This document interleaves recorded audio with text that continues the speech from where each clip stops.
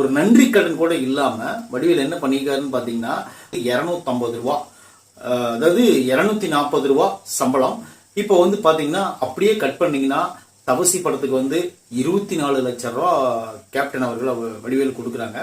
கொடுக்கும்போது அப்போ ஒரு நன்றி கடன் கூட இல்லாம வடிவேல் என்ன பண்ணிருக்காருன்னு பாத்தீங்கன்னா, அதாவது முழு அமௌண்ட்டும் எனக்கு கொடுத்தாதான் நான் டப்பிங் பேச வருவேன் அப்படின்னு சொல்லிட்டு சண்டை பிடிச்சிருக்காரு.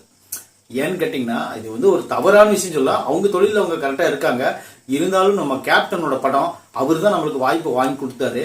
அவரு படத்துக்கே இப்படி கட் அண்ட் ரைட்டா சொன்னது விஜயகாந்த் சார் ரொம்ப மன வருத்தப்பட்டிருக்காரு.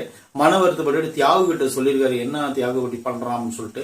அவர் சொன்னோடனே அவர் சொல்லியிருக்காரு, விடுங்க எல்லாம் புரிஞ்சு நடந்துக்கோ, எவனும் இங்க பாவம் கிடையாது, அவன் வளர வரலாம் தான், வளர்ந்துட்டானா அவன் பாவம் நம்மள இதாயிரும் அப்படின்னு சொல்லிட்டு உஷாரா இரு விஜய் அப்படின்னு சொல்லியிருக்காரு.